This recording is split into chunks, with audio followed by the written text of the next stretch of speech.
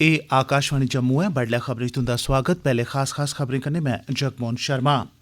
उपराज्यपाल मनोज सिन्हा होरें आखेआ ऐ जे जम्मू कश्मीर लेई नमीं औद्योगिक नीति कन्नै इत्थें घरेलू मकामी उत्पादन गी बढ़ावा थ्होग ते जम्मू कश्मीर दे आत्मनिर्भर बनने च मदद थ्होग। केंद्रीय गृह मंत्री अमित शाह होरें जम्मू कश्मीर च औद्योगिक विकास लेई केंद्री सैक्टर स्कीम गी मंजूरी देने लेई आर्थिक मामलें बारै कैबिनेट कमेटी दी सराहना कीती ऐ। समाजी न्याय ते सशक्तिकरण मंत्री थावर चंद गहलोत होरें आखेआ जे मंत्रालय ने समाज दे कमजोर ते दबोए लत्रोए दे तबकें दी भलाई बेहतरी लेई पक्का धैया कीते दा ऐ ते खेलो इंडिया कार्यक्रम तैह्त स्याले आह्लिएं खेड्डें दा राष्ट्रीय सतह दा दूआ आयोजन 11 फरवरी कोला गुलमर्ग च कीता जाग। सलाहकार फारूक खान होरें एह्दे लेई त्यारिएं दी समीक्षा कीती। खबरें दी तफसील कन्नै श्रुति खजूरिया। नमीं उद्योगिक विकास नीति तैह्त जम्मू कश्मीर च घरेलू उत्पादन गी बढ़ावा थ्होग ते केंद्र शासित प्रदेश दे आत्मनिर्भर बनने च मदद थ्होग। उपराज्यपाल होरें इस स्कीम दा ब्यौरा दिंदे होई जोर देइयै आखेआ जे इस स्कीम दी इस चाल्ली अमलावरी कीती जाग तां जे निवेशकें लेई इत्थें निवेश करना सखल्ला होऐ ते मौजूदा उद्योग दा बी बाद्दा विकास होई सकै। इस स्कीम राएं जम्मू कश्मीर दे मौजूदा उद्योग आह्ले माहौल च बी होर बेहतर बदलाव औग। एह्दे च मता रोजगार पैदा करने, हुनर विकास ते लगातार ते टिकाऊ विकास पर दित्ता जाग। इस स्कीम कन्नै करीबन 4.5 लक्ख लोकें गी सिद्दे या अप्रत्यक्ष तौर पर रोजगार हासिल होग। उद्योगिक विकास योजना च सेवा क्षेत्र गी शामिल करने दे कन्नै गै प्रदेश च 35,000 होर लोकें गी बी फायदा होग। उपराज्यपाल होरें प्रधानमंत्री नरेंद्र मोदी हुंदे जम्मू कश्मीर दे उद्योगिक विकास लेई नमीं केंद्री सैक्टर स्कीम गी मंजूरी देने लेई धन्नवाद कीता। उपराज्यपाल होरें आखेआ जे पारदर्शी नीतिएं, ढांचागत विकास च निवेश, बाजार आधारित हुनरमंद व्यक्तिएं दे राएं अस भारत दे विकास च महत्वपूर्ण भूमिका निभागे। केंद्रीय गृह मंत्री अमित शाह होरें आर्थिक मामले सरबंधी काबीना कमेटी आसेआ जम्मू कश्मीर उद्योगिक विकास लेई स्कीम दी मंजूरी देने आह्ले फैसले दा स्वागत कीता। अपने मते सारे ट्वीट सनेह च शाह होरें आखेआ जे प्रधानमंत्री नरेंद्र मोदी होरें जम्मू कश्मीर च विकास दा दौर शुरू कीता। 28,400 करोड़ रपेऽ दी नमीं उद्योगिक विकास स्कीम गी मंजूरी देइयै काबीना ने दस्सी दित्ता ऐ जे जम्मू कश्मीर प्रधानमंत्री हुंदे लेई खास थाह्र रखदा ऐ। गृहमंत्री होरें गलाया जे प्रधानमंत्री नरेंद्र मोदी हुंदी अगुवाई च पैह्ली बारी उद्योगिक विकास आह्ली स्कीम इस विकास गी ब्लाक सतह तक्कर लेइयै जाग। उनें आखेआ जे इसदे कन्नै घरेलू उत्पादन गी बढ़ावा थ्होग ते ब्लाक सतह उप्पर रोजगार पैदा करने दे मौके बी खुलङन। एह् स्कीम हस्तकला, मुकामी, लौह्के, भलेआं लौह्के ते मध्यम दर्जे दे उद्योगें गी जम्मू कश्मीर च बढ़ावा देग। एह्दे कन्नै सेवा सैक्टर ते उत्पादन इकाइयां खडेरने च मदद थ्होग ते मौजूदा उद्योगें गी बी बढ़ावा हासिल होग। उपराज्यपाल हुंदे सलाहकार बसीर अहमद खान होरें कल फुल्लें दी काश्त सरबंधी मैह्कमे दिएं जारी परियोजनाएं जिंदे च बागे बहु ते बागे बहु दा दर्जा बधाने दे कम्में ते रफ्तार ते प्रगति दा जायजा लैता। सलाहकार होरें इनें परियोजनाएं तैह्त हासिल ठोस ते माली प्रगति दे बारे च बक्खरे जानकारी हासिल कीती। इनें दौनें थाह्रें ते अपने दौरे दौरान सलाहकार होरें सरबंधित सब्भनें अफसरें ते होरनें दुए अमले गी जोर देइयै आखेआ जे पूरी निष्ठा ते तनदेही कन्नै कम्म करन। उनें बागे बहु ते बागे भौर च एम्फी थिएटर, फुहारे ते उच्चियां लाइटां लाने दे कम्में दी प्रगति दा जायजा लैता। पौर कैंप पार्क च पिछले रौंदे कम्में बारै सलाहकार होरें अधिकारिएं गी निर्देश दित्ते जे कम्में दी तोड़ चाढ़ दे लै इलाके दी खूबसूरती, कुदरती कन्नै तवाज़न ते सुविधाएं दा विशेष तौर पर ध्यान रक्खेआ जा। जम्मू दे डिवीजनल कमिशनर संजीव वर्मा होरें कल बन्ने आह्ले इलाके च जीरो लाइन कश राई बाई सरबंधी गतिविधिएं गी परतियै शुरू करने लेई योजना पर चर्चा कीती। एह्दे च बन्ने आह्ले जिलें दे डिप्टी कमिशनरें ते मुतलका अफसरें हिस्सा लैता।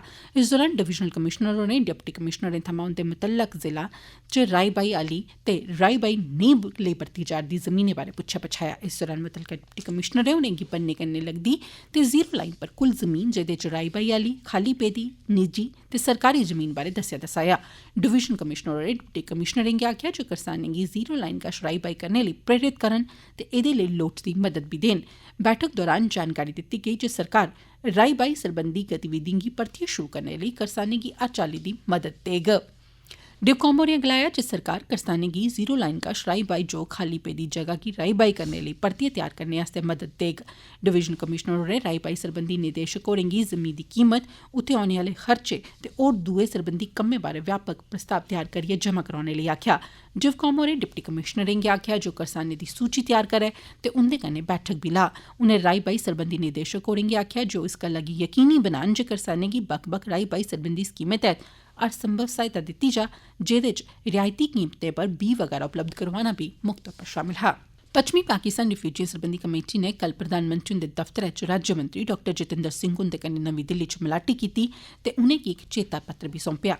कमेटी ने प्रधानमंत्री नरेंद्र मोदी हुंदा पच्छमी पाकिस्तान रिफ्यूजिएं गी नागरिकता दे हक देने लेई उंदा धन्नवाद कीता। एह् चेता पत्र कमेटी दे प्रधान लाबा राव गांधी होरें सौंपेआ। उनें आखेआ जे दफा 370 ते 35 दे हटाए जाने ते जम्मू कश्मीर गी केंद्र शासित प्रदेश बनाए जाने कन्नै गै सारे हक उनेंगी हासल होई गे न। अद्धा घैंटा चली दी इस बैठक च डॉ जितेंद्र सिंह होरें गलाया जे ना छड़ा मनुक्खी अधिकारें दी खिलाफवर्जी ही सगुआं इनें रिफ्यूजिएं दे हक्कें दी बी खिलाफवर्जी ही जिनेंगी 17 ब'रें तोड़ी नागरिकता दे हक नेईं दित्ते गे। एह् खबरां तुस आकाशवाणी जम्मू परा सुना'रदे ओ ते हुन बाकी दियां खबरें कन्नै जगमोहन शर्मा। उपराज्यपाल हुंदे सलाहकार फारूक खान होरें कल समाजी न्याय ते सशक्तिकरण मैह्कमे दे केंद्री मंत्री थावर चंद गहलोत हुंदी अध्यक्षता च लग्गी दी बैठका च शिरकत कीती। वर्चुअल माध्यम राएं लोआई गेदी इस बैठका च अनुसूचित जातिएं लेई 10वीं कोला अग्गें दी पढ़ाई सरबंधी स्कीम, इनें तबकें गी जुल्म ज्यादतिएं ते शोषण कोला बचाने सरबंधी कानून लागू करने ते ट्रांसजेंडर वर्ग दी भलाई बेहतरी सरबंधी विशें पर चेचे तौरा पर गल्लबात कीती गेई। मीटिंगा च जानकारी दित्ती गेई जे इनें कल्याणकारी स्कीमें कार्यक्रमें दी अमलावरी च 60-40 दे अनुपात च केंद्र ते राज्यें दे योगदान गी पूर्वोत्तरी राज्यें ते केंद्र शासित प्रदेशें च 90-10 दे अनुपात च रक्खेआ जाग। केंद्रीय मंत्री होरें आखेआ जे केंद्र सरकार ने समाज दे कमजोर दबोए लतड़ोए दे वर्गें दी सुरक्षा, उंदी भलाई बेहतरी दा पक्का धैया कीते दा ऐ ते उंदा मंत्रालय जम्मू कश्मीर च इनें वर्गें दी बेहतरी ते उंदे जीवन स्तरै गी उबड़ा चुक्कने च पूरा सहयोग देग। सलाहकार फारूक खान होरें जम्मू कश्मीर सरबंधी किश महत्वपूर्ण नुक्तें गी पुट्टेआ ते 2014 दे बाद औंदन दी हद तैऽ नेईं कीते जाने सने केई होर मामलें च केंद्र आसेआ विशेष ध्यान देने पर जोर दित्ता। हिमायत स्कीमै लेई सब्भनें शा बड्डी एपेक्स कमेटी ने औंदे 3 ब'रें लेई 20 बाद्धू परियोजनाएं गी मंजूरी दित्ती ऐ। एह् मंजूरी केंद्री ग्रामीण विकास मंत्रालय दे पैनल हेठ दर्ज परियोजनाएं गी अमल च आह्नने आह्लिएं एजेंसिएं गी दित्ते गे न, जेह्ड़े इनें स्कीमें तैह्त नौजवानें गी सिखलाई उपलब्ध करोआङन। इनें परियोजनाएं दे तैह्त 25 कोर्सें च 14,847 नौजवानें गी शामल कीता जाग ते उनेंगी रोजगार लेई सिखलाई दित्ती जाग। सेहत ते मैडिकल शिक्षा मैह्कमे दे माली कमिशनर अटल डुल्लू हुंदी अध्यक्षता आह्ली कमेटी ने एह् मंजूरी देने शा पैह्ले इनें एजेंसिएं दे कम्मकाज, पैह्लके तजुर्बे ते नमें प्रोजेक्टें दे क्षेत्रै च उंदी म्हारत दे बारे च पूरी जानकारी हासल कीती। कमेटी ने परियोजनाएं गी अमल च आह्नने लेई इस चाल्ली दिएं होरनें एजेंसिएं गी पैनल च जोड़ने लेई बी आखेआ। उनें आखेआ जे कोविड-19 महामारी दे चलदे केंद्री सेहत मंत्रालय आसेआ जारी दिशा निर्देशें दी पालमा सिखलाई दौरान यकीनी बनाना अत्त लाज़मी ऐ। इस मौके ग्रामीण विकास मैह्कमे दियां सचिव शीतल नंदा होरें दस्सेआ जे छड़ा ऐसिएं एजेंसिएं गी गै कम्मै लेई शामल कीता गेआ ऐ जिंदे कश बक्ख-बक्ख शोबें च सिखलाई देने दी खासी म्हारत ते तजुर्बा ऐ ते ओह् खरी चाल्ली सिखलाई देने दी क्षमता रखदियां न। हिमायत स्कीम दे मुक्ख आपरेटिंग अफसर कपिल शर्मा होरें कमेटी गी हिमायत प्रोग्राम बारै तफसील ते बक्ख-बक्ख चुनौतिएं दे बावजूद हासल उपलब्धिएं दे बारे च जानकारी दित्ती। उनें आखेआ जे अजें तोड़ी 17,379 मेदवारें गी बक्ख-बक्ख कम्में च सिखलाई देई दित्ती गेदी ऐ, जिंदे च 7,500 मेदवार ऐल्लै नामी कंपनिएं च कम्म करियै अपनी रोजी रुट्टी कमा करदे न।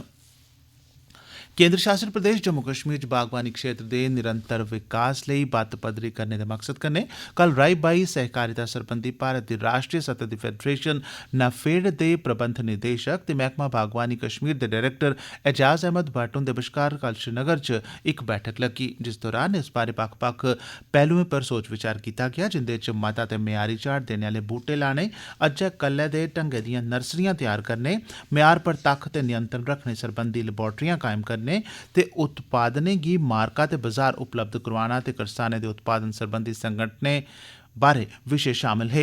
नाफेड दे प्रबंध निदेशक होरें जानकारी दित्ती जे जम्मू कश्मीर च औंदे 5 ब'रें दौरान 5,500 हेक्टेयर जिमीं पर मता ते म्यारी झाड़ देने आह्ले बूह्टे पौधे लाने लेई नाफेड 17,000 करोड़ रपेऽ दी रास पूंजी लाग ते फल तैयार होई जाने दे बाद झाड़ गी सुरक्षित रखने लेई कठुआ सांबा आह्ले इलाके ते उत्तरी ते दक्खनी कश्मीर च विशेष सुविधां उपलब्ध करोआइयां जाङन ते कोई 500 करोड़ रपेऽ दी लागत कन्नै सर्दखाने दे 3 समूह तैयार कीते जाङन।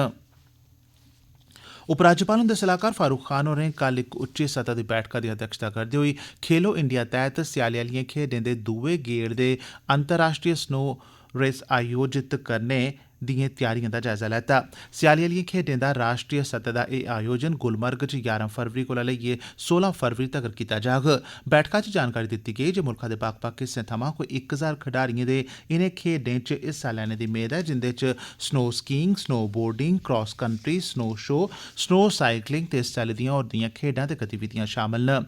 खडारिएं ते सरबंधित होरनें लोकें गी बिजन कुसै दिक्कत या सुविधा दे सब्बै सुविधां उपलब्ध करोआने लेई मीटिंगा च तफसीली सोच विचार कीता गेआ। सलाहकार खान होरें इस मौके अपने संबोधनै च आखेआ जे गुलमर्ग स्कीइंग लेई दुनिया दिएं बेहतरीन थाह्रें चा इक ऐ ते जिस कामयाबी ते व्यवस्था आह्ले ढंगै सिर इसी एह्दे शा पैह्ले आह्ले सत्र च तोड़ चाढ़ेआ गेआ, उस्सै चाल्ली औंदे सत्र गी कामयाब बनाने लेई मैह्कमे ते सरबंधित सब्भनें धड़ें गी अपने संसाधनें, जिंदे च मशीनां, अमला ते होर सुविधाएं दी व्यवस्था शामल ऐ, गी कम्मै पर लाई देना लोड़चदा। अखीर च खास खबरां इक बारी परतियै उपराज्यपाल मनोज सिन्हा होरें आखेआ जे जम्मू कश्मीर लेई नमीं औद्योगिक नीति कन्नै इत्थै घरेलू मुकामी उत्पादन गी बढ़ावा थ्होग ते जम्मू कश्मीर दे आत्मनिर्भर बनने च मदद होग। केन्द्रीय गृह मंत्री अमित शाह होरें जम्मू कश्मीर च औद्योगिक विकास लेई केन्द्री सैक्टर स्कीम गी मंजूरी देने लेई आर्थिक मामले बारै काबीना कमेटी दी सराहना कीती। समाजी न्याय ते सशक्तिकरण मंत्री थावर चंद गहलोत होरें आखेआ जे मंत्रालय नै समाज दे कमजोर ते पछड़े दे तबके दी भलाई बेहतरी लेई पक्का धैर्य कीते दा ऐ ते खेलो इंडिया कार्यक्रम तैह्त स्याली आह्ली खेड्डें दा राष्ट्रीय सतह दा दूआ आयोजन 11 फरवरी कोला गुलमर्ग च कीता जाग। एह्दे कन्नै गै खबरें दा बुलेटिन समाप्त होआ।